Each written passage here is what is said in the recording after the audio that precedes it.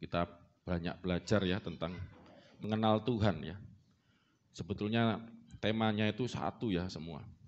Maaf suara saya agak parau ya saudara ya.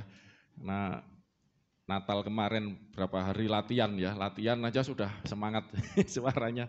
Apalagi Natal kemarin juga ya, kita hari Jumat yang lalu ya, Jumat kemarin ya, 2 hari yang lalu puji Tuhan kita bisa merayakan Natal bersama-sama dan kita menerima pesan Natal ya, Jumat kemarin ini di mana kita menerima pesan Tuhan bahwa Tuhan Yesus datang ya.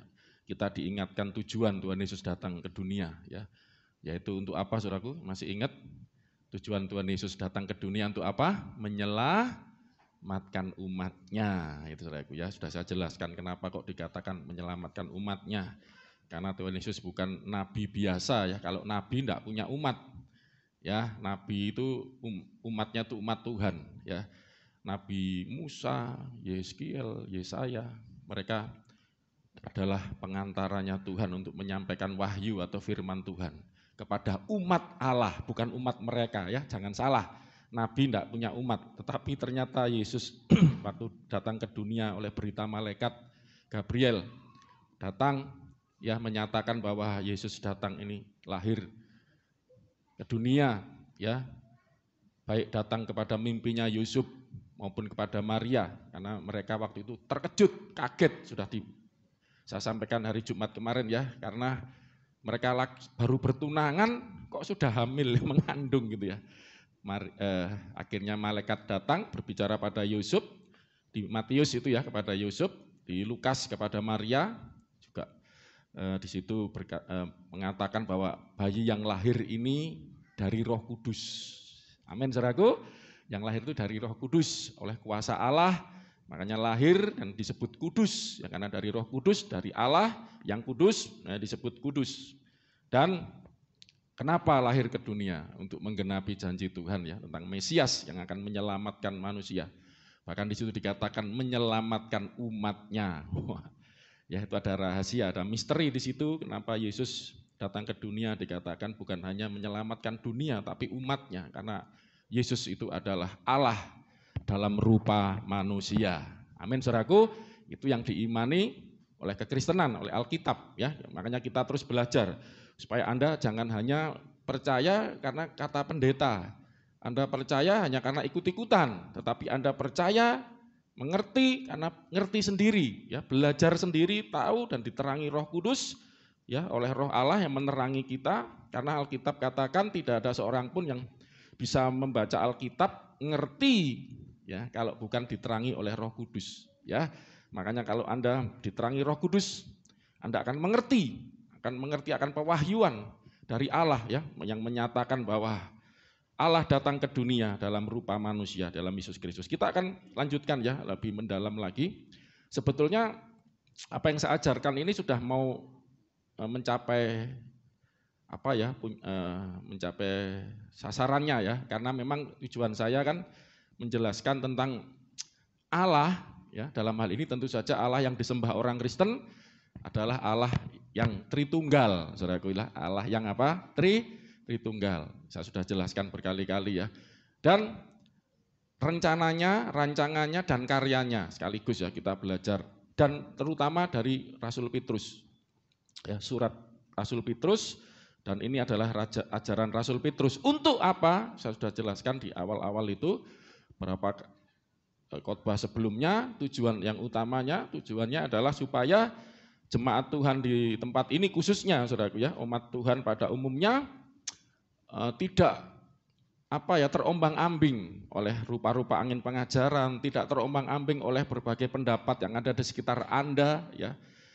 Banyak ya, salah satunya saya katakan tuduhan kepada ajaran Kristen sudah dipalsukan ya, ajaran Kristen ajarannya Paulus dipalsu Paulus gitu ya. Ya, terutama Tritunggal ya toh, keselamatan dalam anugerah. Nah, makanya saya ajak buka belajar surat Petrus ya. Banyak di surat Petrus untuk menjelaskan bahwa Rasul Petrus pun mengajarkan hal yang sama. Ya, karena ini ajaran dari Tuhan Yesus yang diterima para rasul dan disampaikan kepada umat Tuhan ya. Jadi ini bukan karangan Paulus. Amin saudaraku. Kalau ada orang menuduh ini ajarannya Paulus, saya sudah ngomong kepada Anda kan, sudah jelaskan, bukan ya saudaraku ya. Bahkan kenapa saya juga sebutkan salah satu alasannya, karena Paulus itu menulis surat perjanjian baru ya pada jemaat umat Tuhan waktu itu yang paling banyak saudaraku ya, 2/3 Alkitab perjanjian baru banyak suratnya Paulus.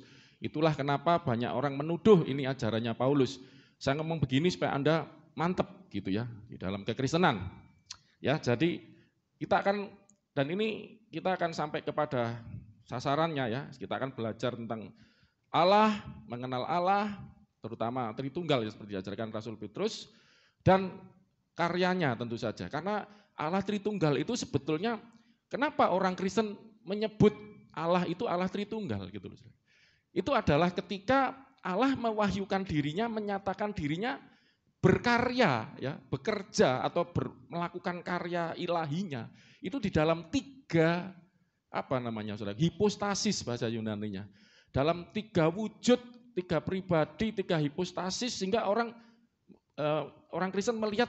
Nah, ini contohnya kan kemarin sudah kita buka, kita ulangi sedikit.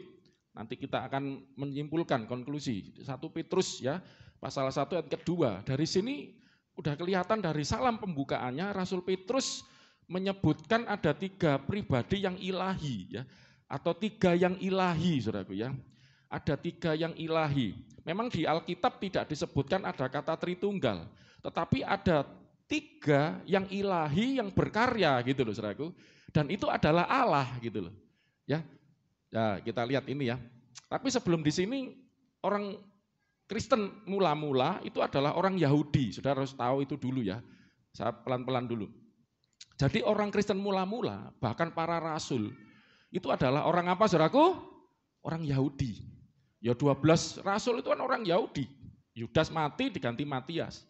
Terus mulai muncul Paulus dan beberapa yang lain ya, utusan rasul-rasul yang lain itu adalah orang Yahudi semua. Dan umat Tuhan awal-awal adalah orang Yahudi. Dan orang Yahudi mereka punya punya syahadat ya. Mereka yang disebut Sema Israel ya. Sema Israel, saudara saya kemarin lihat di YouTube, bagus tuh, coba cari itu ya. Itu seperti ngaji ya, memang orang Ibrani ya. Itu kan lebih dulu orang Ibrani ya, mereka dilantunkan ya, dilafalkan gitu ya, di recited gitu ya. Jadi dinyanyikan ya, Sema, bahasa lagi serak. Itu kayak orang ajan, lu kok mirip, cari itu di YouTube itu ada. Sema Israel tulisan saudaraku ya. Sema, waduh gak bisa, Israel. Adonai, Adonai, kayak gitu saudaraku. Saya enggak bisa ngaji. Elohim, cari bagus itu. Kapan-kapan saya tunjukkan nanti ya. Ya, Sema Israel, Adonai Elohim ya. Adonai itu Tuhan, Elohim itu Allah kita ya. Adonai Echad ya. Tuhan Allah kita, Tuhan itu Echad, Esa ya. Esa itu bahasa Ibraninya Echad ya, bahasa Arabnya Ahad. Ahad itu jadi artinya minggu. Makanya artinya Echad itu ya, itu bukan 1 angka. Echad itu kesatuan artinya ya, Echad gitu ya. Ahad. Saya mau tanya, Ahad itu kan saudara ngerti kan? Hari Ahad itu hari apa? Minggu, ya toh, Ahad. Minggu itu 1 atau banyak? Yo. 1 itu menunjuk 1 atau banyak minggu itu. Nah kan, makanya arti Echad itu enggak bisa dikatakan 1. 1 minggu itu 1 apa saudaraku? Ya 1 minggu kan 1, tapi terdiri dari 7 hari. Kalau saudara baca Alkitab bahasa Ibrani, itu jadilah petang, jadilah pagi, itulah hari yang pertama. Bahasa Ibraninya hari yang Echad. Petang sama pagi. Saya mau tanya, 1 hari itu jamak atau tunggal 1 hari itu? Orang ngomong 1, tapi terdiri dari siang dan malam itu loh. Makanya sebut Echad. Ngerti ya istilahnya Echad itu bukan 1 angka. Dan Allah itu Echad, Ahad, Allahu Ahad itu ya bahasa Arabnya ya, mirip kan? Ya Elohim Echad, Eloah Echad gitu ya. Allah bahasa Arabnya, bahasa Ibraninya Eloah, lo mirip kan? Bahasa Aramnya Allah. Bahasa Indonesianya Allah. Ya kan sama aja gitu. Ehad, ahad, ya. Jadi orang Ibrani, orang Yahudi tahu bahwa Allah itu satunya itu ehad gitu. Dan mereka ngerti akan hal itu. Makanya di Kejadian pasal 1, enggak usah dibuka nanti, itu di perbandingan saja ya. Pada mulanya Allah menciptakan, di situ dikatakan pada mulanya Allah, Kejadian 1 ayat 1 ya, menciptakan langit dan bumi. Terus selanjutnya bumi belum berbentuk, ya, kosong, gelap gulita menutupi samudera raya. Terjadi tohu wabou bahasa Ibraninya. Kemudian atau gelap gulita, kacau balau ya. Kemudian roh Allah melayang-layang. Nah, itu bahasa Ibraninya rahebet, mengerami ya. Jadi untuk memberikan kehidupan kepada seluruh ciptaan. Itu bukan bumi loh, samudera raya itu sebenarnya terjemahnya juga kurang tepat. Saya lihat itu air sebenarnya terjemahnya, air yang luas gitu ya. Belum ada lautan waktu itu hanya air. Nanti saya tunjukkan di surat Petrus juga ya. Itu air lalu. Jadi bumi ini belum ada terbentuk samudera, darat belum, itu diliputi air gitu loh. Seluruh ciptaan itu penuh dengan air dan roh Allah itu merahebet, mengerami. Tadi dikatakan pada mulanya Allah menciptakan langit dan bumi. Kemudian roh Allah melayang-layang atau roh Allah mengerami lebih tepatnya, merahebet ya seluruh alam semesta gitu saudaraku ya. Kemudian Allah berfirman lah, ada Allah, ada roh Allah yang melayang-layang, yang merahebet, kemudian ada apa?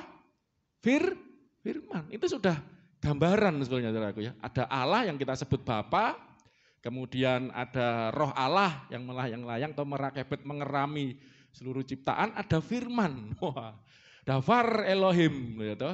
Lalu Allah berfirman, jadi, semua jadi. Ya.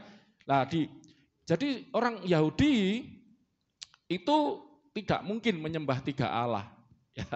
Mereka punya Zema Israel. Allah Adonai Elohenu, Adonai Ekat, Tuhan itu Allah kita, Tuhan itu Esa, ya Ekat.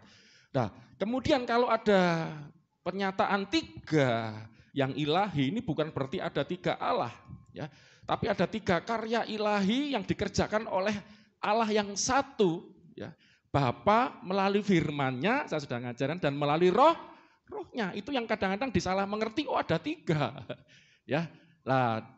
Di dalam perjanjian baru, firman-Nya dan rohnya ini lebih diperjelas, terutama firman. Firman ini menjadi manusia ya sebagai anak Allah disebut Yesus itu saudaraku ya. Makanya disinilah muncul 1 Petrus 1 ayat 2, kita baca sama-sama. Rasul Petrus pun mengajarkan tentang Allah yang tapi tunggal ini tadi saudaraku. Yaitu orang-orang yang dipilih sesuai dengan rencana Allah. Siapa Allah itu? Bapa kita tadi ya. Yang dikuduskan oleh apa? Roh ini apa? Rohnya Bapa, rohnya Allah yang disebut Roh Kudus, karena Allah itu kudus, rohnya makanya disebut Roh Kudus, menguduskan umat Tuhan supaya taat kepada siapa? Yesus Kristus dan menerima percikan darahnya. Di sini aja dari surat pembukaan kita bisa melihat bahwa Allah yang diajarkan oleh Rasul Petrus adalah Allah Tritunggal, ada Bapa, ada Roh, ada siapa? Yesus Kristus gitu loh. Nah, memang ini baru pembukaan suratnya, belum diperjelas. Ayat-ayat selanjutnya sudah saya khotbahkan beberapa waktu yang lalu, bahkan saya udah secara khusus menjelaskan tentang Bapa, ya ada beberapa poin tentang Bapa. Yang pertama poinnya adalah bahwa kenapa Allah itu disebut Bapa? Masih ingat? Tidak apa-apa sambil diulang-ulang lagi. Kenapa Allah itu, ya Alkitab ngajar untuk kita memanggil dia Bapa, ya itu di ayatnya kan ada. 1 Petrus 1 ayat 17. Itu juga ada ayat yang lain. Ini kan ayat 2 ya, yang ayat 17. Dan jika kamu menyebutnya siapa? Bapa. Kita udah belajar kan, kita menyebutnya Bapa. Ya, kenapa? Sudah saya ajarkan karena ini bermakna teologis. Ya, saya bandingkan dengan suratnya Rasul Paulus. Ya, bagi kita 1 Korintus 8 ayat 6 hanya ada satu Allah saja, yaitu siapa? Bapa. Artinya apa? Itu ada artinya. Yang daripadanya berasal. Ayo sambil ngapalin, jemaat Gunung Gedangan harus sedikit-sedikit hafal ayat. Ya, ya walaupun 1 Korintus 8 ayat 6 lah, kalau nggak hafal nggak apa. Intinya gini, ya. Bagi kita ayatnya gitu ya, hanya ada satu Allah saja, yaitu Bapa. Artinya apa? Yang daripadanya berasal segala sesuatu. Itu artinya Bapa. Yang daripadanya berasal segala sesuatu. Ya kan? Lalu lebih mantap saya coba tunjukkan ya. Kenapa kok? Jadi gini, istilah anak ya itu diberikan bukan hanya kepada Yesus ya sebelumnya ya. Tapi memang beda kapasitasnya, kualitasnya ya Kak Yesus sebagai anak itu karena dia dilahirkan dari Allah, keluar dari Allah. Kalau kita enggak keluar dari Allah ya. Nah, saya akan tunjukkan sedikit ayat-ayat yang menunjukkan sebelum mempelajari Rasul Petrus lebih dalam ya. Bagaimana istilah anak itu disematkan kepada siapa saja. Coba lihat ini. Yang pertama adalah kepada ini sebentar ya. Ini saya sudah coba merangkumkan biar Anda kalau mau dicatat silahkan. Pertama adalah keturunan Set.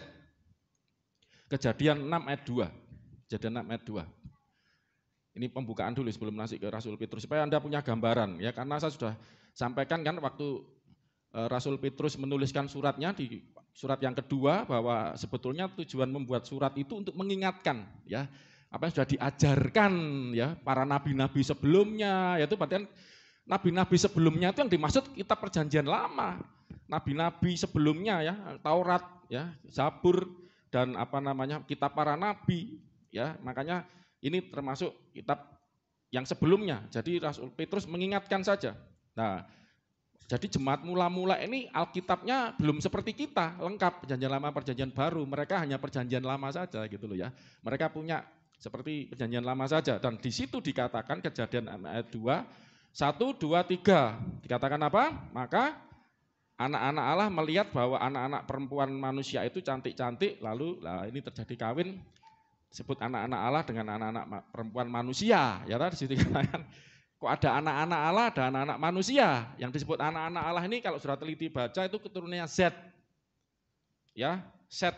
Jadi setelah Kain, Habil mati, Adam meranakkan lagi Set. Nah, anak-anak Allah disebut ya. Ada yang menafsirkan malaikat, saya tidak setuju. Kenapa? Di situ Tuhan Yesus pernah berkata, malaikat itu tidak makan minum, kawin mengawinkan. Ya, di surga kamu akan hidup seperti malaikat. Ya, kalau malaikat tidak mungkin bisa kawin sama manusia, itu roh. Malaikat itu roh, manusia fisik tidak bisa. Ya, ada yang menafsirkan itu kebablasan ya. Anak-anak Allah sini kalau sudah baca ayat konteksnya di atas itu anak-anaknya Z. Anak-anaknya perempuan manusia itu keturunannya Kain ya, perempuan-perempuan yang Kain kan keturunan berdosa ya, nanti belajar sendiri. Tapi intinya ini anak-anak Allah disebut Z. Kemudian yang kedua umat Allah, Ulangan 14 ayat 1. Jadi anak-anak Allah ya, itu bukan bermaksud biologis tapi adalah sebutan ya, atau sebutan bagi keturunan Z waktu itu. Sekarang umat Allah juga disebut anak-anak Allah. Kita baca Ulangan 14 ayat 1, 1, 2, 3. Kamulah anak-anak Tuhan Allahmu. Nah, kalau kamulah anak-anak Tuhan Allahmu, berarti Allahmu itu siapa? Bapa. Kalau kamu itu anak-anaknya Tuhan, berarti kamu tuh anaknya siapa? Bapakmu ya. Jadi kamulah anak-anak Tuhan Allahmu. Wis itu lagi. Lanjut lagi 14 ayat 21, tetap 14 ayat 21. Itu menjelaskan siapa yang dimaksud anak-anak Tuhan, sebab engkaulah yang langsung diloncati ya, yang B ya, sebab engkaulah umat yang kudus bagi Tuhan Allahmu. Kamulah anak-anak Tuhan Allahmu. Ya, engkaulah umat yang kudus bagi Tuhan Allahmu. Makanya di Petrus hari Jumat ya, kemarin Natal, kita membaca kamulah bangsa yang terpilih, Mamat Rajani bangsa yang kudus. Itu dicuplik dari sini, Rasul Petrus ngambil dari sini. Kamu itu bangsa yang kudus, umat yang kudus. Karena kamu anak-anaknya Bapa yang kudus. Natal kemarin ya, jadi anak-anak Allah itu bicara umat Allah juga. Ayat juga lagi, biar mantap saudaraku. Supaya saudara, kamu ini kok menyebut dirimu anak Allah. Oh, siapa yang ngomong? Kalau Anda ditanya, orang Kristen, jemaat Gunung Gedangan, kok berani-beraninya, sombong-sombongnya kamu menyebut dirimu anak-anak Allah? Siapa yang ngajari? Pak Pendeta, Pak. Oh, jangan. Siapa yang ngajari? Bapa sendiri yang ngomong melalui apa? Alkitab. Ini HP ini. Ya, isinya Alkitab. Alkitab yang ngomong ya, ayat-ayatnya ini tadi ya. Nanti tadi kalau lupa bisa tanya saya. Hosea 1 ayat 10 ada lagi nih. Anak-anak tuh umat Allah itu disebut anak-anak Allah gitu loh, saudaraku ya. Di dalam perjanjian lama ini belum perjanjian baru, apalagi kalau perjanjian baru ya. Ada banyak malah. Hosea 1 ayat 10. Tetapi kelak jumlah orang Israel akan seperti pasir laut. Pasir laut teman-teman. Pasir laut benar ya, yang tidak dapat ditakar, tidak dapat dihitung. Ini umat Israel ini adalah umat Allah mula-mula ya, umat Allah saudara tua kita saudara muda ya. Nanti lain kali saya jelaskan umat Tuhan Israel dan umat Tuhan kita ya, yang dicangkokkan ya, umat yang percaya di akhir zaman ini. Dan di tempat-tempat dikatakan, di mana dikatakan kepada mereka, baca sama-sama. Ini ribuan tahun yang lalu Nabi Hosea bernubuat. Ada satu tempat di mana dikatakan kepada mereka, suatu umat, ini bukan umat Israel ya. Ada satu umat Israel itu umat Tuhan, ayat-ayat di atasnya. Ini ada satu tempat, suatu bangsa di mana dikatakan pada mereka, baca sama-sama, kamu ini bukanlah umatku, akan dikatakan kepada mereka, 1, 2, 3, anak-anak Allah yang hidup. Ini nubuatan. Untuk siapa ini? Untuk kita. Kepada mereka yang dikatakan kamu ini bukan umat Tuhan, kamu bukan orang Israel. Karena umat Tuhan itu haknya orang Israel, karena mereka keturunan langsung Abraham. Mereka menerima Taurat Musa, mereka terima Taurat dari Tuhan secara langsung dari Gunung Sinai.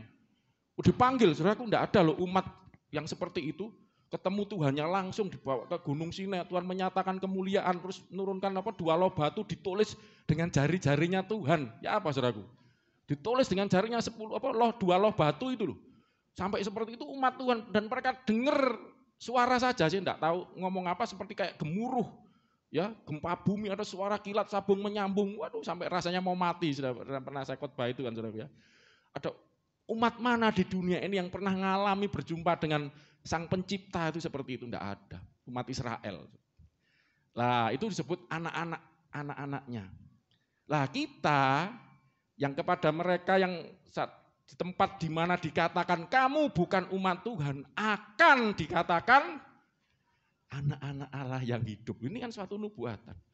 Bahkan nanti akan ada anak-anak Allah ya, dari umat yang bukan Israel. Lah ini dari mana? Dari Tuhan Yesus, iman kepada Tuhan Yesus. Amin saudaraku. Jadi saudara menjadi anak-anak Allah ini karena memang itu adalah ketentuan daripada Tuhan. Ada lagi, cepat ya, malaikat. Ayub 1 ayat 6, pada suatu hari datanglah anak-anak Allah menghadap Tuhan. Ya, anak-anak Allah menghadap Tuhan, dan di antara mereka datang juga iblis. Nah, ini malaikat ya, ini suatu ketika menghadap Tuhan di sorga. Ayub 2 ayat 1, enggak usah dibuka banyak. Terus juga ini Ayub juga ada 38 ayat 7. Jadi malaikat itu juga disebut anak-anak Allah. Ayub 38 ayat 7, 1, 2, 3, pada waktu bintang-bintang fajar bersorak-sorak bersama-sama, dan semua anak-anak Allah bersorak-sorai ya, sama bintang-bintang. Itu anak-anak Allah itu bicara malaikat ya. Nanti nggak usah dikupas. Nah, ini yang luar biasa juga. Dua lagi. Kemudian Mazmur 82 ayat 6. Ini adalah pemimpin umat Allah, imam ya. Imam Allah yang maha tinggi ya, imam-imamnya, nabi-nabinya, pemimpin-pemimpinnya, raja. Waktu itu kan imam, raja, dan nabi. Saya tidak jelaskan terlalu dalam ya, coba teliti sendiri ayat ini.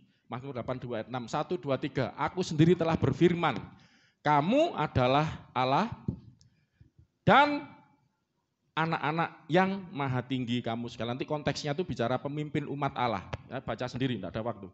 Terus yang terakhir ini saudaraku. Yesaya 45 ayat 11. Ternyata ciptaan itu juga disebut anak, saudaraku. Tujuan saya menunjukkan ini adalah kenapa, jadi gini loh maksud saya, kekristenan itu adalah ajaran yang benar. Maaf saudaraku. Ya. Oke, semua agama ngajar baik. Baik belum tentu benar. Nggak, saya harus ngomong ini. Sesuatu yang baik belum tentu Benar, banyak loh. Ada sesuatu yang baik, itu baik bagimu, tapi itu belum tentu benar. Dan Alkitab ini adalah, makanya Yesus ngomong, aku adalah jalan dan kebenaran dan hidup. Tidak ada seorang pun yang bisa sampai kepada Bapa kalau tidak melalui aku. Yesus itu jalan sekaligus kebenaran, sekaligus kehidupan untuk bisa sampai kepada Bapa. Kalau tidak melalui Yesus, kita bisa ngerti ini, kita bisa menjadi anak-anak Allah, sudah belajar kan? Kita bisa memanggil Galatia, dicarikan Mas juga ayatnya itu. Kamu bisa menyebut Allah itu Bapa karena ada rohnya Tuhan Yesus yang kamu imani, roh Yesus itu ada dalam dirimu. Karena Yesus itu menyebut Allah Bapa sebagai anak waktu dari dunia, kita juga menerima rohnya memanggil Allah itu Bapa. Dan ini saya mau tunjukkan hati ini, saudaraku. Kalau ini, coba dengar ini klaim saya ya. Kalau sampai umat manusia tidak bisa mengerti hal ini, tidak bisa menyebut Allah itu Bapa, celaka menurut saya. Dia tidak ngerti kebenaran. Coba baca ayat ini. 1, 2, 3. Beginilah firman Tuhan yang Maha Kudus, Allah dan pembentuk Israel. Ya, kamukah yang mengajukan pertanyaan kepadaku mengenai anak-anakku? Ini bahasa sastranya orang Yahudi, sastra Ibrani itu ada istilah paralelisme, ya. Itu banyak, nanti lain kali. Paralelisme itu di satu misalnya menyebut roh Allah, satu misalnya gini, itu Ayub ya, roh Allah yang membuat aku, nafas Allah yang membuat aku hidup, itu sebenarnya menunjuk kepada satu yang dimaksud gitu ya. Tapi diparalelkan gitu dengan menyebut satunya roh, satunya nafas. Ini juga gitu. Kamukah yang mengajukan pertanyaan kepadaku mengenai anak-anakku? Siapa itu anak-anakku kata Tuhan? Atau memberi perintah kepadaku mengenai, baca sama-sama 1, 2, 3, yang dibuat tanganku. Jadi yang diciptakan Tuhan, yang dibuat oleh tangan Tuhan itu disebut anak-anakku. Jadi Tuhan itu menyebut ciptaannya itu anak-anaknya. Nangkep enggak saudaraku? Ini gampang-gampang susah. Coba, siapa yang menyebut Allah itu Bapa? Kan cuma orang Kristen. Kenapa? Loh, tapi gini, jujur aja. Banyak Anda jadi orang Kristen, maaf ya karena lahir Kristen. Jadi Kristen karena menikah, misalnya karena pasangannya. Jadi Kristen ya karena ya akhirnya ngerti sekolah minggu, ayo diajari manggil Bapak, tapi enggak ngerti. Saya sebagai hamba Tuhan enggak kepengen jemaat Tuhan di sini khususnya jemaat yang saya gembalakan enggak ngerti kenapa engkau memanggil Tuhanmu itu Bapak. Oh karena diajari Pak Pendeta. Karena sudah dari sononya, dari dulu seperti itu. Tapi sekarang harus berubah di dalam nama Yesus Kristus. Tambahkan pada imanmu, kebajikan, pengetahuan, tambahkan. Sekarang harus ngerti, enggak cuma beriman saja. Iman tapi ngerti, iman dan mengerti. Sekarang ngerti. Kenapa engkau menyebut Allah itu Bapakmu? Nah, saudaraku, kalau kesimpulannya ada 2. Pertama, karena engkau diciptakan oleh Allah, jadi Bapakmu. Ayat ini kan, kamukah yang mengajukan pertanyaan kepadaku mengenai anak-anakku, atau memberi perintah kepadaku mengenai yang dibuat tanganku? Ini masalah pertanyaan gaya bahasa, tapi menunjukkan bahwa anak-anakku ini adalah yang dibuat oleh tanganku. Jadi Tuhan itu menyebut ciptaannya itu sebagai anak-anaknya. Makanya kenapa malaikat juga disebut anak-anaknya. Saudaraku ya. Ya kan? Anak-anaknya. Kemudian manusia juga disebut anak-anaknya. Secara umum. Tapi secara khusus kita menjadi anak lah yang kita belajar. Ini perjanjian lama ini bayangan. Perjanjian lama ini Alkitab katakan bayangannya. Yang sesungguhnya setelah Yesus datang ini baru digenapi. Kitab-kitab perjanjian lama, hukum Taurat, kitab para nabi itu masih bayangan. Ya toh, orang Israel itu terus terang ya mereka ini menyebut Allah itu Bapak itu ya agak ragu-ragu. Karena mereka ndablek, tegar tengkuk, keras kepala gitu ya. Tapi setelah Yesus datang, ya coba para nabi itu untuk ngajar Allah itu Bapak itu maaf sedikit apanya tuh intensitasnya sedikit. Tapi kalau Yesus sejak datang sebagai manusia, berapa kali dia ngajar Bapamu yang di sorga, Bapamu yang jangan khawatir apa engkau makan, minum, pakai. Karena Bapamu yang di sorga tahu apa yang kamu perlukan. Enggak usah takut. Gitu. Karena Bapamu itulah kan pemeliharamu. Dia penciptamu, Bapakmu. Amin, saudaraku. Dan bahkan Alkitab ngomong saat kita percaya Yesus, menerima Yesus. Saudara, menerima Yesus itu bukan cuma akal loh, jangan salah. Nanti mulai Januari mungkin saya akan mengajarkan tentang keselamatan secara mendalam. Orang ketika percaya Yesus itu enggak cuma pengetahuannya, oh ya aku percaya ceritanya Yesus. Enggak, itu sampai ke dalam hati loh saudaraku. Sampai ning jero ning ati. Seperti lagu yang asik itu ya, yang itu bahasa Jawanya paling bagus itu ya. Aku tresno Yesus, itu apa? Jeru. Itu sampai ning jero ning ati, sampai dalam iman itu saudara. Ya. Jadi kita itu ketika percaya Yesus, menerima Yesus sebagai Tuhan kita, juru selamat kita. Bahkan Alkitab ngomong oleh imanmu Kristus itu diam. Nanti saya akan jelaskan. Makanya harus belajar Allah Tritunggal itu ngerti. Bagaimana Allah itu bisa diam di dalam kita. Yesus diam dalam kita. Kita menjadi anaknya. Lah ini yang benar. Makanya saya ngomong, aku jalan dan kebenaran dan hidup. Tidak ada seorang pun bisa sampai kepada Bapa. Saya dulu mikir, kenapa Yesus nggak ngomong gini? Tidak ada seorang pun bisa sampai kepada Allah. Kalau tidak melalui aku. Kenapa Yesus harus menyebut Bapa? Karena ini rahasianya. Orang tidak akan bisa memanggil Bapa kalau tidak mengenal Yesus. Kalau tidak mengenal Yesus, tidak bisa mana? Loh, Kristenan ini kan, tahu tidak artinya Kristen itu apa? Pengikut Kristus. Loh, Anda kan karena ngikut Kristus, belajar apa yang diajarkan Yesus melalui para rasul. Orang Yahudi tidak terima. Ya, para rasul, mereka tetap Yahudi sampai hari ini, agama Yudaisme.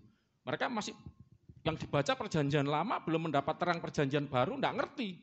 Penyingkapan ini, saudaraku ya, maaf, saya tidak menghina ya. Terus orang-orang Yahudi itu hafal kitabnya. Mungkin kita ini tidak berapa hafal lah. Hafal aja berat banget itu. Ya, mereka hafal dilakukan. Tapi saudaraku, hafal itu belum tentu mengerti. Makanya Yesus ngomong, kamu menyelidiki kitab-kitab suci. Itu pala pemimpin-pemimpin agama loh saudaraku, ahli Taurat, orang Farisi, Saduki, imam-imam kepala. Kamu menyelidiki kitab-kitab suci. Kitab-kitab suci berbicara tentang aku. Tetapi kamu tidak datang kepada aku. Belum tentu. Orang hafal Alkitab, orang hafal kitab suci belum tentu ngerti. Kalau ngerti akan datang pada Yesus. Tapi bersyukurlah Anda. Ya, cuman ini perlu koreksi. Anda jadi Kristen ini karena bapak ibumu Kristen, lahir kok ikut Kristen. Atau Kristen karena kau menikah dengan pasanganmu, suamimu atau istrimu Kristen, ikut Kristen. Ya sudah. Tapi inilah kekristenan itu. Ketika engkau menjadikan Yesus, menerima Yesus sebagai jalan, kebenaran, kehidupan. Sampai kepada Bapa. Oh ngerti Bapa. Tuhan itu Bapak ya tiba kok iso? Loh aku ono, bahasa Jerman saudara ya. Oh aku iso ono itu karena goro-goro beliau. Aku ono ya karena dia gitu loh.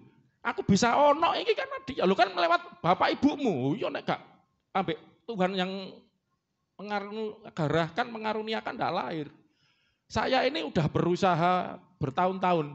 Anak saya cuma satu. Ini kan sudah membuktikan bahwa bukan karena niat saya. Saya waktu Joshua itu aja sebenarnya kan hati-hati ya, maaf ya. Setelah menikah belum pengen hamil dulu ya. Karena masih muda nanti. Sebulan kemudian aku hamil. Ya udahlah sudah menikah ya enggak apa-apa. Tapi ya tidak direncanakan, maksudnya nanti gitu. Ternyata diberkati Tuhan ya, puji Tuhan ya sampai gede seperti ini. Terus setelah itu jangan dulu ya, terus akhirnya setelah udah sudah mulai cukup, tambah lagi. Nambah saudaraku, sampai bertahun-tahun sampai hari ini, sekarang udah umur segini gak nambah-nambah ya. Mas Julio, beralbrul ya. Makanya anak itu berkat Tuhan saudaraku, enggak bisa. Enggak bisa, itu direkayasa, di apapun itu enggak bisa. Maaf ya, orang aja bisa keguguran. Orang bisa enggak jadi, ada hamil anggur lah apa. Ya anggur namanya, di luar kandungan. Makanya, oke, kita lahir dari orang tua kita. Tapi sesungguhnya kita ini bisa ada. Oleh karena dia itu siapa? Bapa. Bapa. Mulai sekarang jangan ragu-ragu untuk menyebut Allahmu itu sebagai Bapa. Karena engkau berasal dari Dia. Dibuat buatan tanganku. Oh, yang dibuat tanganku. Kan luar biasa kan. Ya, Alkitab mencatat dibuat dari debu tanah. Ini antropomorfisme loh ya, berarti Tuhan pakai tangan, enggak. Itu antropomorfisme, saudara ya, penggambaran Allah sebagai manusia supaya bisa ngerti, oh masa yang dibuat oleh kakiku, ini kan enggak cocok saudara ya. Yang dibuat oleh mataku kan enggak, saudaraku ya. Makanya ayat-ayatnya kan ini untuk menggambarkan ini karyanya Tuhan. Amin, saudaraku. Anda bisa ada ini karena karyanya Tuhan. Amin ya. Inilah kenapa kita menyebut Allah itu Bapa. Sebenarnya ada banyak ya. Tapi saya tidak sedang bicara tentang anak ya. Itu nanti ada pelajaran tersendiri. Kita akan lanjutkan. Dan kita kenapa menyebut Allah itu Bapa? Karena Dia adalah asal segala sesuatu, pencipta segala sesuatu ya. Maaf. Dan Allah itu adalah pencipta kita. Kita sudah belajar itu saudaraku ya. Dan saudaraku? Nanti gini, maksudnya sebenarnya saya kepinginnya itu enggak enak kalau Bapa belajar sendiri, Roh Kudus belajar sendiri, Tuhan Yesus belajar sendiri, kayak terpisah-pisah gitu ya. Sebetulnya itu, saya itu kepingin waktu kita belajar Bapa, karyanya terutama ya, kita juga bisa melihat di situ ada, karena Allah itu, saudaraku dengar baik-baik, berkarya itu selalu dengan firman-Nya dan dengan Roh-Nya. Ya, oke, saya akan masuk gini, masalah penciptaan ya, masalah penciptaan. Kan kita udah belajar Allah itu Bapa, karena disebut Bapa, karena Bapa itu sumber segala sesuatu, asal segala sesuatu, Dia pencipta segala sesuatu, bahkan ciptaannya itu disebut anak-anaknya, malaikat juga disebut anak-anaknya, kita semua disebut anak-anaknya, buatan tangannya ini. Kemudian Allah itu kudus, segala macam udah belajar ya. Sebelumnya itu Dia hakim, Dia penguasa, nanti saya akan masuk ke sana. Tapi mumpung bicara pencipta, saya akan tunjukkan satu ayat dulu dalam firman Tuhan. Bagaimana Rasul Petrus juga menjelaskan bahwa Allah menciptakan melalui firman. Kita akan lihat 2 Petrus pasal ke-3 ayat ke-5. 2 Petrus pasal 3. Nah ini saya akan tunjukkan tadi ya, roh Allah melayang-layang di atas permukaan air ya saudara ya. Jadi di permukaan air itu adalah, coba Rasul Petrus ini luar biasa ya, dapat wahyu Tuhan, hikmat Tuhan menuliskan seperti ini. Ini bicara tentang penciptaan ya. Mereka itu ayat di atasnya ya, orang-orang yang menolak untuk percaya kepada Allah Bapa. Ya, mereka sengaja tidak mau tahu, saya tidak bahas itunya, tapi yang bahas ininya bahwa 1, 2, 3 oleh firman Allah langit telah ada sejak dahulu. Jadi langit ini bisa ada karena apa? Firman. Ya, orang Yahudi ya tahu ya, pada mulanya Allah menciptakan langit bumi, kejadian tadi roh Allah melayang-layang merahibet. Firman Allah berfirman, jadi semua jadi. Mazmur 30 kapan itu ya? 33:6 itu ya. Oleh firman Tuhan langit dijadikan, oleh nafas dari mulutnya segala tentara. Jadi Alkitab menjelaskan bahwa Allah yang kita sebut Bapa itu menciptakan segala sesuatu dengan apa, saudaraku? Firman-Nya. Termasuk Rasul Petrus, gitu loh, saudara. Ini, saudara kalau belajar Alkitab bibliologi akan wow banget. Kitab yang ditulis Rasul Petrus dengan kitab yang ditulis Musa, itu kejadian itu Musa, itu ribuan tahun, saudaraku. Ribuan tahun. Ya, ribuan tahun jaraknya dan tidak janjian gitu ya. Tidak janjian, tapi ini kenapa ini senafas banget karena memang makanya di istilah kekristenan itu Alkitab ini ditulis dengan sistem itu namanya theopneustos ya, pneutos. Theopneustos itu dihembusi oleh theo itu nafas, pneutos itu nafasnya Allah ya, theo itu Allah. Jadi dihembusi nafas Allah oleh inspirasi roh Allah, para rasul penulis ya, dan juga para nabi. Di sini dikatakan oleh firman Allah langit telah ada sejak dahulu. Perhatikan juga. Dan juga, nah ini saudaraku, ini luar biasa loh nih. Bumi yang berasal dari air dan oleh air. Dari air dan oleh air. Makanya kenapa pada penciptaan kedua, Coba baca. Ini Kejadian pasal 1 ya. Ayat berapa itu? 5 enggak salah. Ciptaan kedua itu. Cakrawala. Cakrawala.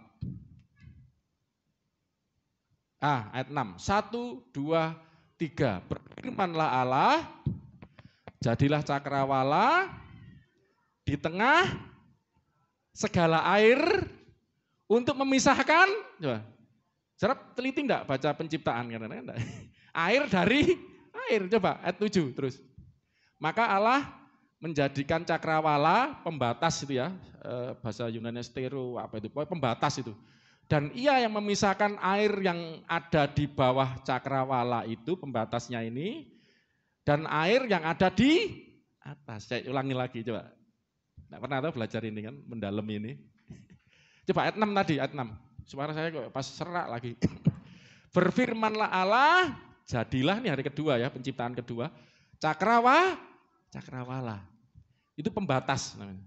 Yang di tengah ya, cakrawala di tengah segala air untuk memisahkan, bayangkan, air dipisahkan dari apa? Air dari air. Air di atas dan air di bawah, bayangin. Berarti bumi itu masih penuh dengan air. Daratan itu hari keberapa? 3 ya. Memisahkan kan, daratan dan air itu baru, belum.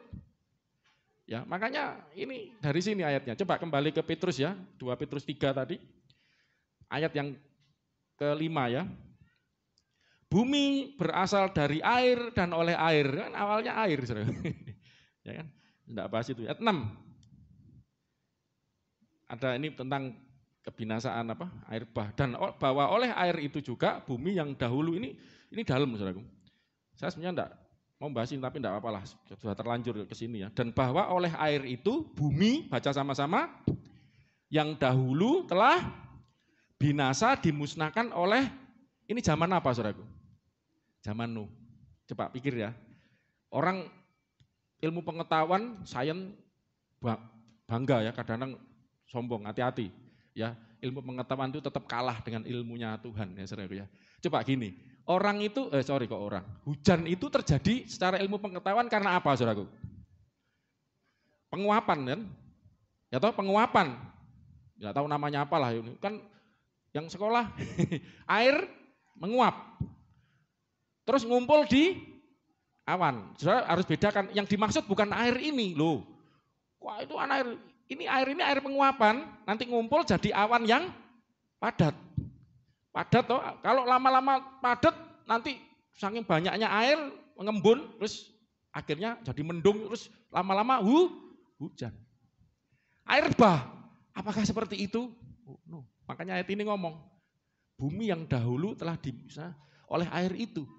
Air yang di atas, air di bawah. Coba dengar baik-baik ya. Enggak, ini coba diajak mikir dikit ya. Ajak mikir dikit.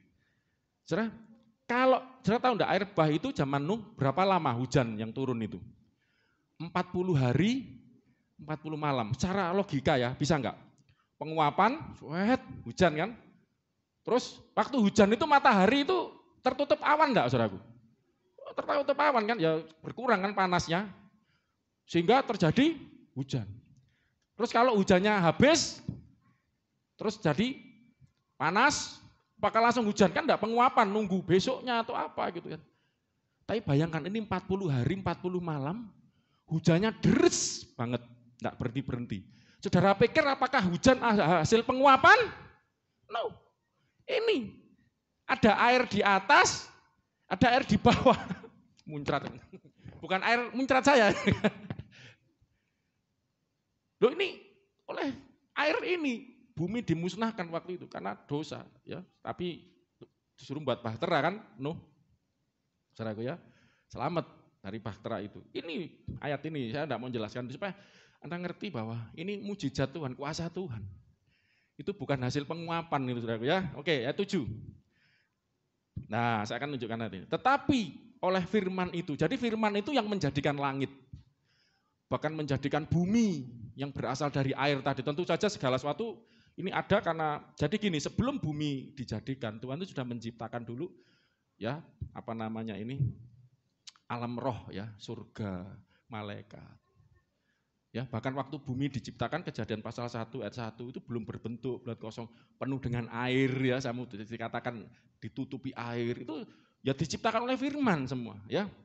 Oleh firman langit dijadikan tadi. Terus ayat 7, 1, 2, 3. Tetapi oleh firman itu juga langit dan bumi yang sekarang terpelihara dari api, ini agak dalam sebenarnya jelasin ini ya, saya harap sedikit aja. Dan disimpan untuk hari penghakiman. Jadi, dan kebinasaan orang-orang fasik. Oleh firman itu, jadi gini, firman ini adalah apa ya? Allah berkarya itu melalui firman-Nya, mencipta, menjaga, memelihara. Ya toh? Bahkan ketika air bah datang itu kalau enggak firman Tuhan, supaya mereka bertobat dan tidak mau, itu bahkan sekarang pun firman ini menjaga dari api. Ini ada kabar baiknya saudaraku ya, waktu setelah Nuh di zaman Nuh itu dunia dihancurkan oleh air bah, Tuhan berjanji kan, aku tidak akan lagi menghancurkan dunia dengan air, ditahan airnya. Tapi masih ada api. Tapi oleh firman itu juga langit dan bumi yang sekarang terpelihara dari ada api yang disimpan. Nanti saya akan itu di Wahyu ada. Api itu dari mana? Itu dari Allah. Allah itu api yang menghanguskan, keluar dari Allah. Oh, nanti saya tunjukkan, bagus itu belajar. Dari takhta Allah itu ada api yang itu roh Allah itu loh ya. Ini saya baru menyadari belajar. Oh. Sebetulnya api ini, saudaraku ya, kalau kita belajar ini bukan untuk, lihat ayat ini ya, disimpan untuk hari penghakiman, untuk kebinasan orang-orang fasik. Saudara kalau membaca ya sebetulnya, jadi gini, kalau merenungkan ya, Tuhan itu enggak pernah, ayat di sini juga Petrus pasal 3 ya, Tuhan itu tidak menghendaki orang fasik itu binasa. Ayat di pasal 3 ini juga ya, ayat 9. 1, 2, 3, Tuhan tidak lalai menepati janjinya, sekalipun ada orang yang menganggapnya sebagai kelalaian. Tetapi Ia, Tuhan, sabar terhadap kamu karena Ia menghendaki supaya jangan ada yang binasa, melainkan supaya semua orang berbalik dan bertobat. Ia menghendaki, Allah menghendaki supaya jangan ada yang binasa. Ini kehendak Allah. Tapi kenapa kok ada yang binasa? Gitu loh. Kehendak Allah itu tidak ada yang binasa. Kalau ada yang sampai binasa, karena mereka fasik. Tadi dikatakan, tadi kan kebinasan orang-orang fasik. Fasik itu apa? Fasik itu bukan tidak kenal Allah loh. Mereka tahu Allah, ngerti bahwa Allah itu ada, tapi tidak takut. Jumat kemarin Natal saya khotbah itu kan. Karena kalau kamu menyebut, nah ini konsekuensinya yang nyebut Allah itu Bapa, takutlah akan Dia. Karena Dia itu pencipta, Dia kudus. Bahkan api yang menghanguskan, itu sayangnya di Yohanes ya, kalau di sini asik sebenarnya digabung kalian. Tapi itu di Yohanes, Rasul Yohanes ngomong, Allah itu api yang menghanguskan. Saya sudah menjelaskan, api itu kalau bagi emas sangat baik. Tapi kalau bagi rumput kering, kayu, jerami, terbakar. Kalau emas dan perak ketemu api baik. Jadi jangan berpikir Allah itu jahat. No. Ayat ini ngomong Allah itu tidak menghendaki ada yang binasa. Tapi karena Allah itu api, Allah itu kudus. Sesuatu yang tidak kudus, sesuatu yang fasik, binasa. Ya apa? Salahnya Allah kah? Ini loh saudaraku, ini supaya kita ngerti. Kita bersyukur, wah bisa manggil Allah Bapa, senang. Tapi ada selanjutnya. Kalau engkau lah ini, coba 1 Petrus ya, pasal 1, ayat berapa tadi saudara? 1 Petrus pasal 1 ayat yang kalau engkau menyebutnya Bapa, sudah saya sampaikan tadi, saya dalemin lagi nih ya. 15, 1 Petrus 1 ayat 15. Coba. 1 Petrus 1 ayat 15. Tetapi hendaklah kamu menjadi kudus dalam seluruh hidupmu sama seperti Dia, yang maksud Bapa ya, Allah yang mencipta kita, Yang kudus yang telah memanggil kamu, sebab ada tertulis, ini Jumat kemarin udah saya bacain ya. Kuduslah kamu sebab kamu kudus. Lah ayat ini saudaraku, 17. Dan 1, 2, 3. Jika kamu menyebutnya Bapa, yaitu, nah ini saudaraku, Bapa itu ternyata selain pencipta, sebagai asal segala sesuatu, Bapa itu kudus sifatnya, api yang kudus, ya kan? Siapa yang disamber api itu mati itu? Hofni Pinehas ya. Adab Nabihu ya. Adab dan Nabihu itu samber waktu mereka menyerahkan api yang asing. Ada itu Pak.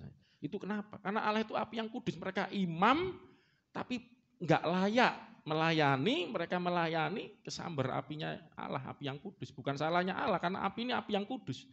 Dan jika kamu menyebutnya Bapa, ya Bapa sebagai pencipta, Bapa yang kudus, Bapa itu ternyata juga hakim di sini, penguasa Tuhan. Yang baca sama-sama yaitu Dia yang tanpa memandang muka menghakimi, perhatikan, semua orang menurut apa? Perbuatannya. Ini saudaraku, maka konsekuensinya, lah ini saudaraku yang bukan tidak enak ya, memang harus kita, ya Bapa, kita menyebut Allah Bapa, agama lain tidak ada. Tapi ada konsekuensinya. Karena kamu nyebut Allah itu Bapa. Tahu enggak, Bapa itu yang tanpa memandang muka, karena kudus loh ya, enggak pilih kasih, adil. Dia akan menghakimi semua orang. Nanti saya akan tunjukkan ayatnya, karena Jumat kemarin saya cepet-cepet ya enggak sempat tunjukkan. Termasuk saudara dan saya ini. Semua orang itu termasuk kita. Apalagi kita nyebutnya Bapa. Kalau kamu menyebutnya Bapa, hati-hati loh. Kalau kamu, jadi makanya ada firman Tuhan gini, orang yang ngerti saudaraku, itu tuntutannya lebih berat loh saudaraku. Saudara sama saya lebih berat saya tuntutannya, ngeri makanya.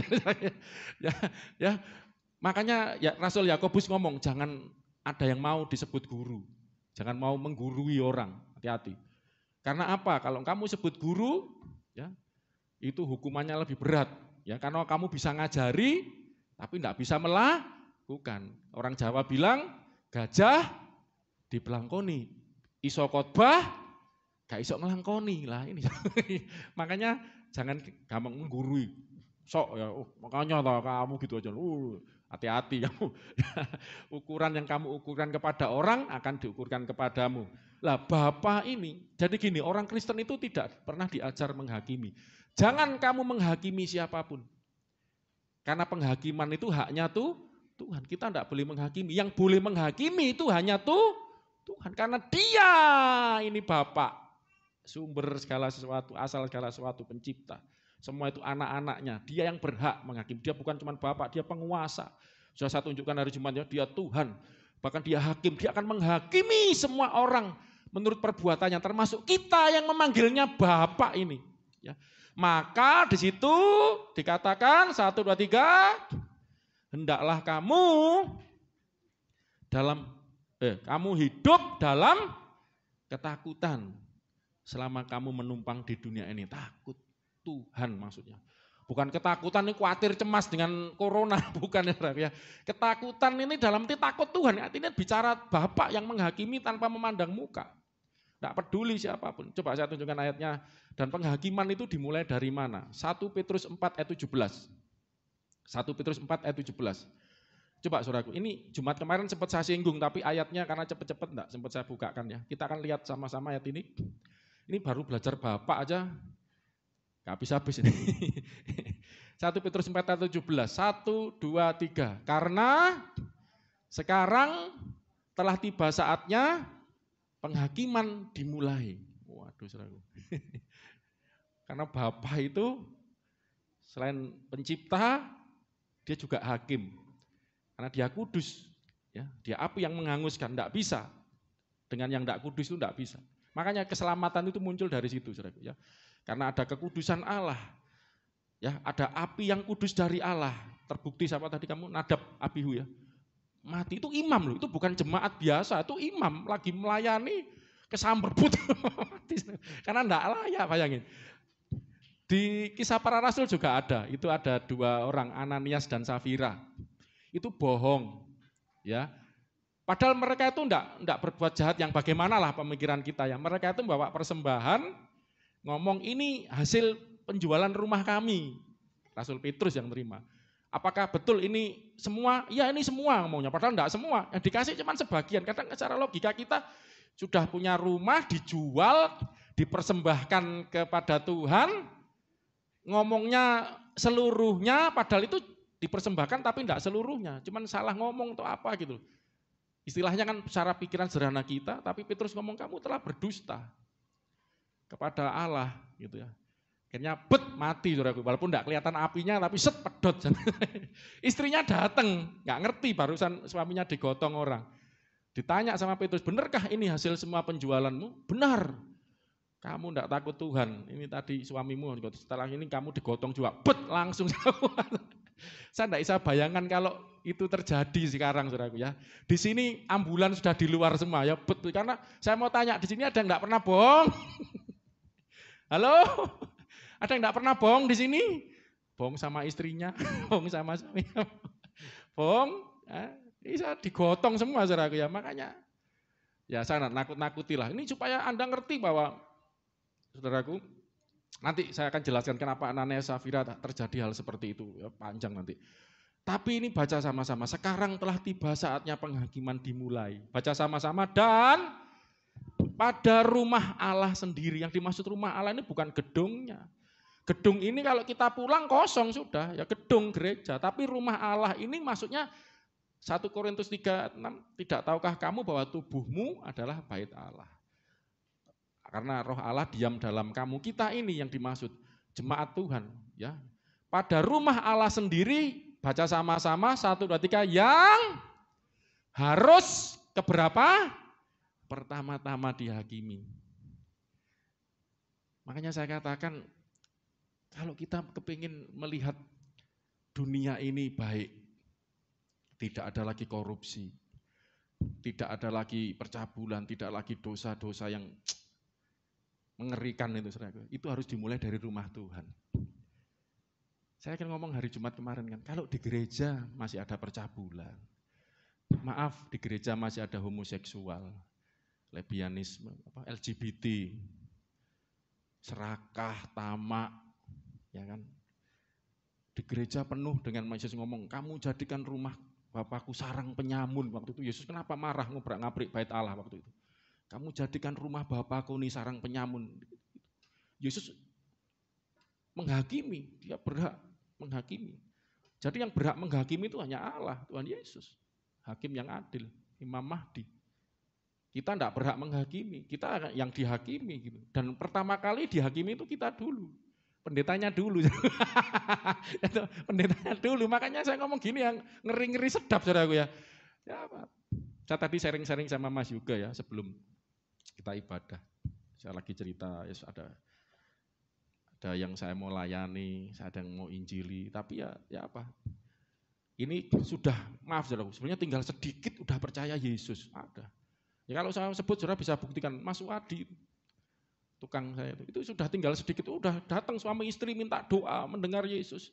Tetapi tetangganya, saya nyebutnya supaya bukan dikira ngarang gitu loh, kan ngerti ya jemaat kita dulu lah ya. Amblay. Keluarganya ini berantakan semua, padahal pendeta, tidak bisa ngomong saya. Bagaimana, ya saya tidak nyalakan itulah. Saya kadang-kadang gini, saudara. Sekarang saya kalau menginjili ini, udah kapan tuh dia main ke rumah saya, sempat garap. Ya apa Pak, itu kok masih gini. Nah, saya tidak sebut nama ya, pokoknya keluarganya ini mau berkelahi di tengah suami istri, kaplok-kaplokan, tengah jalan dilihat tetangga semua. Ini Kristen satu-satunya di situ. Lah saya ini mau nginjili daerah situ itu sudah pernah saya ngadakan kebaktian di situ. Sampai saya sudah enggak ke sana lagi, malu saya ini, saudara. Ada jemaat kita hamba Tuhan lagi di situ ya, enggak jadi teladan, malah jadi batu sandungan. Makanya kadang-kadang kita pekerjaan Tuhan Injil itu terkendala. Itu karena kelakuan kita sendiri, rumah Allah ini sendiri, saudara. Rumahnya brengsek, kotor, jorok. Nah sekarang gini loh, gimana ngajak, ayo percaya Yesus kamu selamat. Percaya Yesus kamu menerima hidup kekal, percaya Yesus hidupmu dipulihkan. Lihat orang Kristen di sekitarnya. Bener ta? Iki tanggaku orang Kristen kok hancur lebur hidupnya. Tangga orang Kristen bercerai, itu Kristen hidupnya. Ya, saudara. Coba pikir, saudara. Makanya kenapa pertama-tama harus dari rumah Tuhan dulu. Saudara mau ngawas gimana? Percaya. Orang lihat buktinya loh, apalagi yang ngomong. Loh kamu sendiri loh percaya Yesus hidupmu kayak begitu. Makanya kenapa pertama-tama yang harus dihakimi mana dulu, saudaraku? Rumah Allah. Coba renungkan ini, saudara. Ini bukan Allah menghakimi, itu bukan karena Allah jahat, dengar baik-baik. Allah itu menghakimi itu karena ada konsekuensi kekudusannya. Karena dia kudus, enggak bisa. Kudus itu murni, bersih, suci, enggak bisa kecampur dengan yang kan api yang menghanguskan, sesuatu yang dekat. Kalau emas bagus, perak bagus. Kalau kayu rumput datang ke api terbakar. Makanya dikatakan Allah itu enggak pernah berubah. Dulu, sekarang, selama Allah itu enggak pernah berubah. Sama orang jahat, sama orang baik. Maaf, itu Allah yang lain enggak tahu. Kalau Allah yang kita sembah, Alkitab katakan Tuhan kita, Yesus kita, Allah kita tidak pernah berubah. Dahulu, sekarang, sampai selama. Yang berubah itu manusianya. Coba dengar baik-baik. Allah itu enggak pernah berubah. Dari dulu Allah itu kudus. Dari dulu Allah itu api yang menghanguskan, tidak pernah berubah. Tapi yang berubah ini orangnya. Kalau kamu rumput kering, jerami, kayu datang yuk gosong, berubah. Tapi ketika kamu, lagu apa itu yang Bapa sentuh hatiku, datang bertobat. Ini namanya manusia diberi kesempatan bertobat, bukan bertomat ya. Bertobat terus kumat, bertobat ya. Nanti saya jelaskan bertobat nanti Januari ini kan belajar kan manusia itu lebih mendasar lagi. Ketika bertobat, sentuh hatiku, ubah hidupku, menjadi apa? Menjadi yang baru. Terus kita berubah kan itu, sentuh hatiku. Bagai apa? Emas yang, saudara sering nyanyi tapi enggak ngerti maksudnya. Kau membentuk bagai emas. Wah, ketika jadi emas datang sama Tuhan. Wah, yuk tambah bersinar, murni. Waduh. Bentuk hatiku sebagai emas yang murni. Kau membentuk bejana, waduh jadi emas bersinar. Ayo bertomat, tadi kan bertobat, bertomat. Berubah hidupnya, kena dunia, kena akhirnya jadi rumput kering tambah parah. Kayu, rumput kering paling parah itu jerami. Hidupnya tambah gak karu-karuan. Datang, wah kena api. Kok buang gosong. Oh Tuhan kok jahat loh. Yang berubah itu bukan Tuhan. Kamu yang berubah. Halo? Manusia itu yang sering berubah. Amin. Allah tidak pernah berubah. Allah itu selalu baik. Allah itu selalu kasih. Amin. Makanya ada ayat. Sekalipun kamu tidak setia, Allah itu tetap. Kenapa? Ada alasannya. Karena Allah tidak dapat memungkiri dirinya sendiri. Karena dia kudus, ya kudus. Setia, ya setia. Tidak bisa berubah. Nanti saya akan jelaskan kenapa kita berbuat baik. Itu karena kesetiaan Allah. Ya. Jadi Allah itu tidak pernah berubah. Kita yang harus berubah. Jadilah emas yang murni, saudaraku. Amin. Supaya semakin bersinar hidupmu. Ya terakhir ya, karena waktu ini. Nah, saya mau menjelaskan tentang firman tadi sebenarnya. Jadi Allah itu bekerja melalui firman. Ya, firman itulah yang menciptakan segala masalah penciptaan. Firman itu juga yang akan menguduskan hidup kita. Ya. Alkitab juga berkata bahwa oleh firman kita dikuduskan. Itu di suratnya Petrus ya, Paulus ya, nanti buka. Jadi Tuhan itu menguduskan kita. Itu melalui rohnya, yang jelas ya. Kalau di surat Petrus ada ya, kita sudah baca yang 1 Petrus 1 ayat 2 itu. 1 Petrus ayat 2 itu di pembukaan itu kan sudah kelihatan itu. Baca sama-sama 1, 2, 3. Yaitu orang-orang yang dipilih sesuai dengan rencana Allah dan yang dikuduskan oleh roh. Ya, roh ini yang menguduskan. Roh ini yang menguduskan kita. Jadi Allah itu kudus, kuduslah kamu karena aku kudus. Karena Bapamu pencipta itu kudus. Dan Allah menguduskan melalui rohnya. Jadi Allah bekerja melalui rohnya. Ya kan? Terus Allah juga bekerja melalui firman-Nya. Firman itu juga menguduskan ya umatnya. Saya waktunya nggak cukup ya. Saya akan cepat ini aja. Saya mau tunjukkan Yesus itu yang dimaksud dan menerima percikan, taat kepada Yesus dan menerima percikan darahnya. Saya mau biar cepat gini, ya saudaraku ya. Kenapa Kristus ini dimasukkan di sini sebagai 3 yang ilahi? Ada Bapa, ada Roh, ada Kristus. 3 ilahi disebutkan. Dan Bapa ini disebut sebagai perancang segala sesuatu, sumber segala sesuatu, ya. Rencana Allah, ya sumbernya kan dari rencana. Orang kalau mau berbuat sesuatu mesti kan merencanakan dulu, sumbernya Allah, segala sesuatu dari Dia. Ketika melaksanakan, kalau cara kerjanya kita belajar mengenal Allah ya, melalui Roh-Nya dan firman-Nya. Dari sini kita juga sudah belajar bahwa Roh itu menguduskan. Kemudian saya akan tunjukkan bagaimana firman itu bekerja di dalam kita, bahwa firman itu menguduskan kita. Ini ayat ketiga. Cepat ya. Di situ dikatakan, terpujilah Allah dan Bapa Tuhan kita Yesus Kristus yang karena rahmat yang besar, apa saudaraku? Telah melahirkan kita kembali oleh kebangkitan Yesus dari antara orang mati. Kebangkitan Yesus dari antara orang mati itu melahirkan kembali. Saya akan bandingkan dengan ayat ini. 1 Petrus pasal 1 ayat yang ke-23. 1 Petrus pasal 1 ayat 23. 1, 2, 3. Karena kamu telah dilahirkan kembali. Tadi di 1 Petrus 1 ayat ketiga, kita dilahirkan kembali oleh apa? Kebangkitan Yesus Kristus. Dan di sini dikatakan kamu telah dilahirkan kembali, bukan dari benih yang fana, tapi yang tidak fana. Dilahirkan kembali oleh apa? Firman Allah yang hidup dan yang kekal. Ini menunjukkan apa? Ini suatu petunjuk bahwa kelahiran kembali itu karena kebangkitan Yesus dari antara orang mati, kelahiran kembali itu karena firman Allah yang melahirkan kembali. Ini menunjukkan Kristus itu kenapa bisa melahirkan kita kembali. Karena Kristus itu adalah firman Allah. Orang Kristen sudah tahu firman Allah yang jadi manusia kan. Jadi ada lagi ayat menunjukkan ini. Coba balik ke 1 Petrus 1 ayat 2 tadi. Coba saudara teliti ayat ini. Ini enggak kebetulan saudara. Kebetulan, enggak. Ya. Ada 2 ayat satunya. 1, 2, 3. Yaitu orang-orang yang dipilih sesuai dengan rencana Allah yang dikuduskan Bapa kita dan yang dikuduskan oleh Roh, supaya baca sama-sama taat kepada Yesus Kristus. Jadi Allah itu merencanakan menyelamatkan manusia, mengirim Roh-Nya ya, terus menyelamatkan Yesus jadi manusia. Coba baca ini.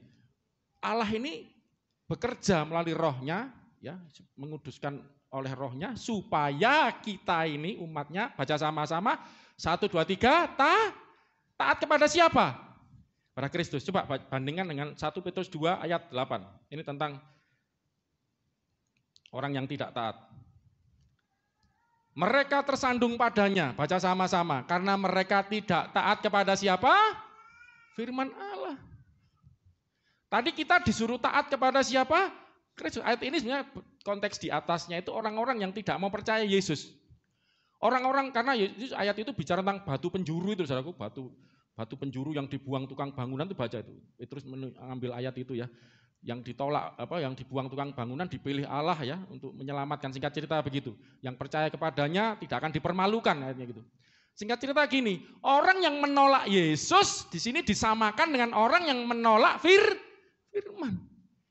Ini menunjukkan bahwa Rasul Petrus walaupun tidak secara langsung, kalau yang paling tegas itu Rasul Yohanes ya. Firman itu jadi manusia, anak Allah, Yesus jelas. Kalau ini seolah-olah, nanti Rasul Paulus juga gitu, gaya bahasanya gitu. Jadi ketika kamu tidak taat kepada Yesus, tidak mau menerima Yesus, kamu sedang tidak taat kepada firman itu. Ya, padahal tadi di 1 Petrus 1 ayat 2, Tuhan itu mau supaya kita taat kepada Yesus dan menerima percikan darahnya. Ini yang saudaraku ya. Makanya sampai di sini aja, waktu tidak cukup ya. Jadi intinya kita terus belajar bahwa mengenal Allah itu, ya, yaitu Bapa sebagai sang sumber asal segala sesuatu. Udah mulai menangkap ya, kenapa kita memanggilnya Bapa. Tadi bahkan ada konsekuensinya kan, manggil Bapa itu sebagai ciptaan, kita juga harus takut. Karena Bapa itu kudus, api yang menghanguskan, dia menghakimi, dan itu haknya beliau. Beliau ya, karena Bapa itu hakim yang adil. Kalau manusia jangan, ya hakim di dunia aja seadil-adilnya tetap ada tidak adilnya. Tapi kalau Bapa di surga tanpa memandang muka, makanya harus takut.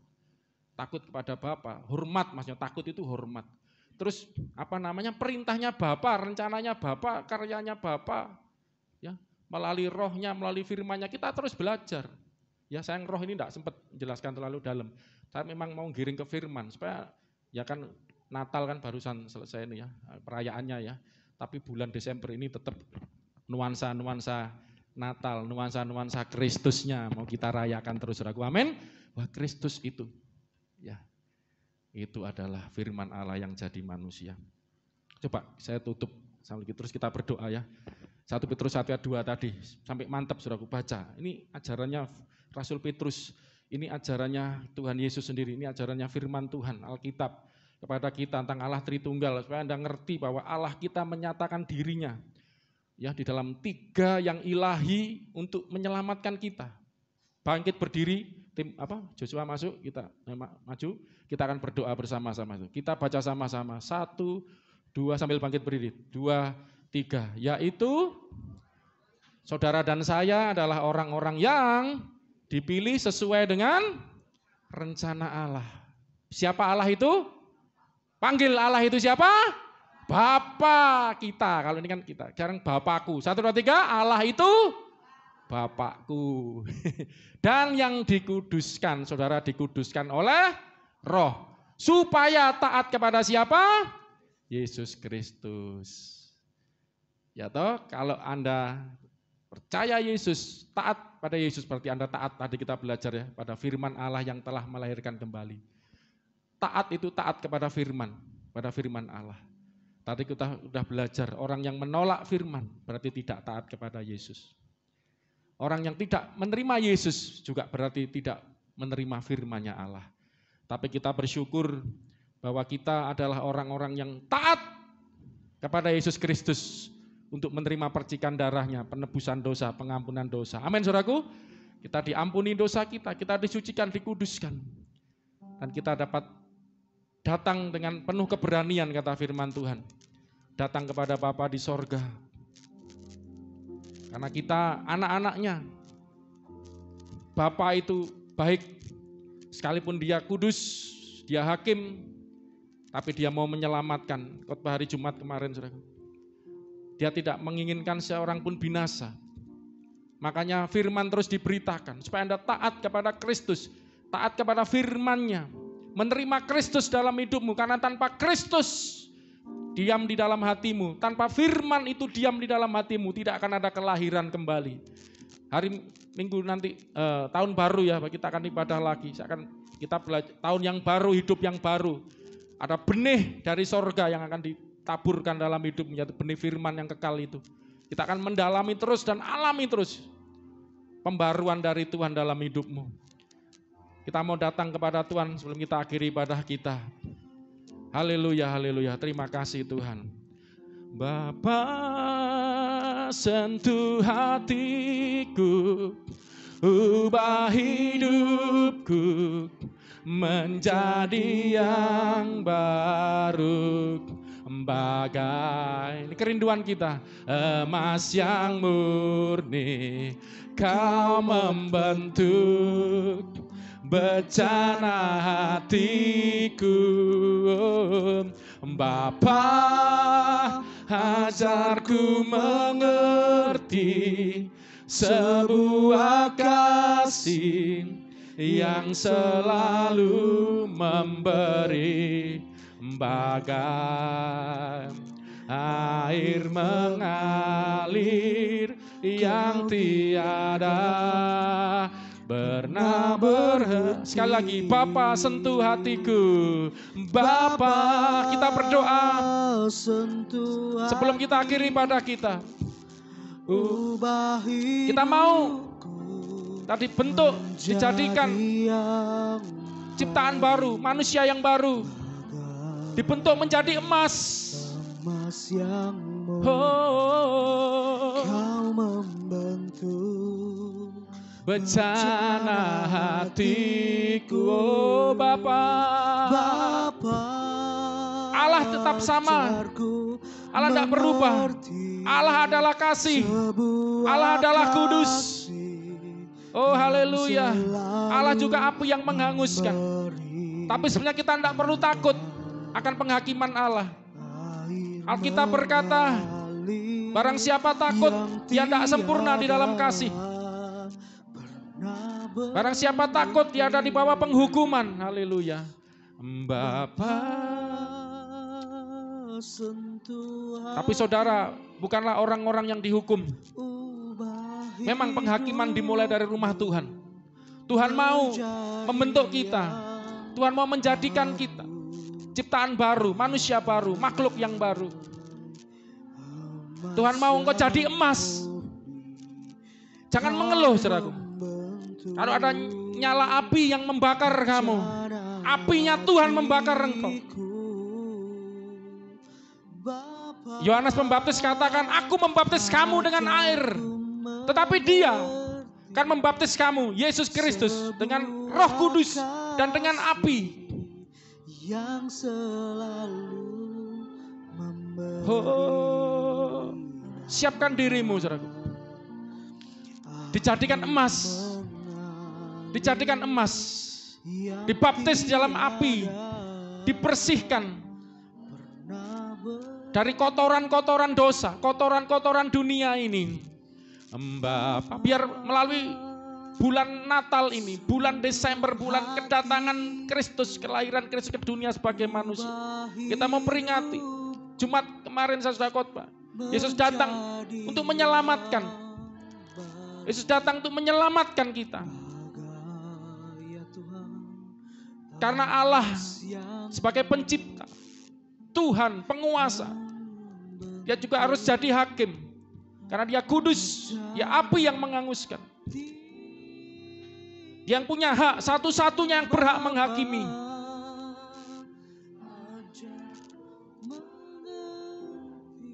Ketika kita berhadapan dengan Bapa Allah yang kudus, mari kita datang sebagai emas. Biarkan hidupmu dibersihkan. Biar hidupmu dibentuk, dikuduskan oleh Roh-Nya. Air mengalir yang tiada. Mari yang rindu, taruh tangan di dada sambil kita angkat tangan kepada Tuhan. Kita berdoa. Bapa yang rindu, yang mau.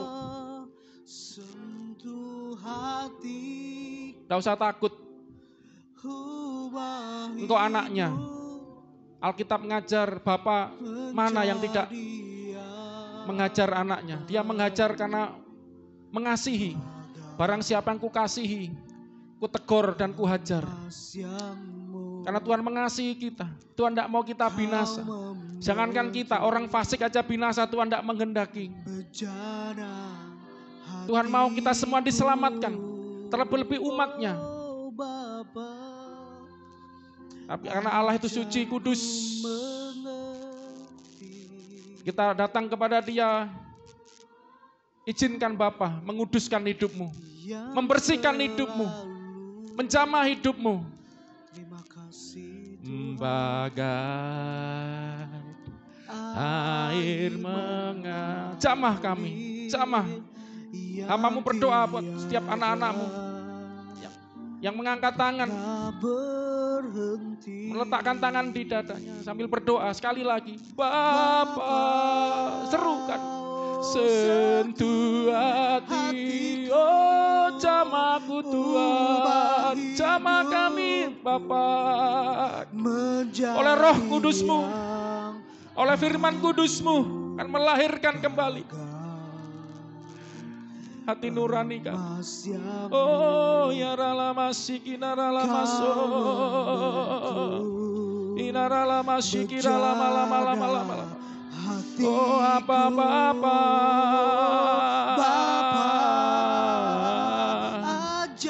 Bapa,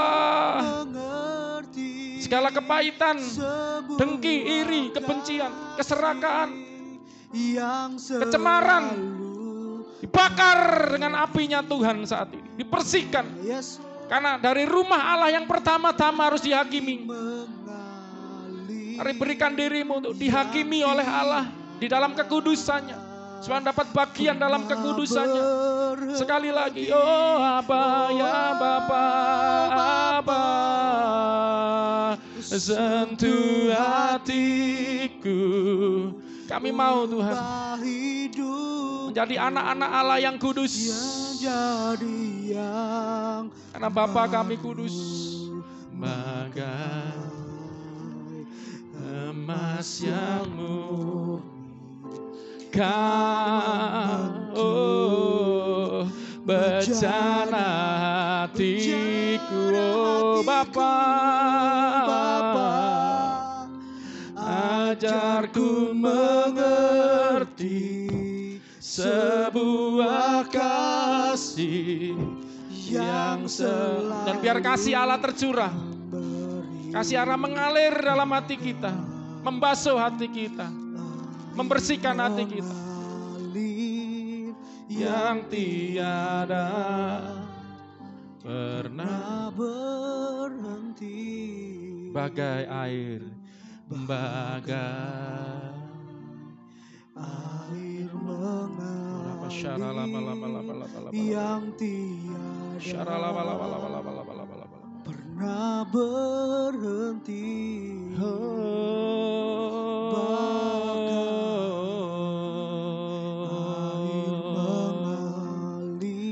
Kasih-Mu Tuhan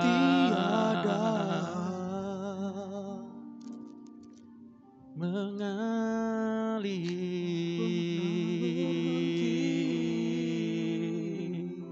kasih-Mu tiada pernah berhenti, kekudusan-Mu mengalir.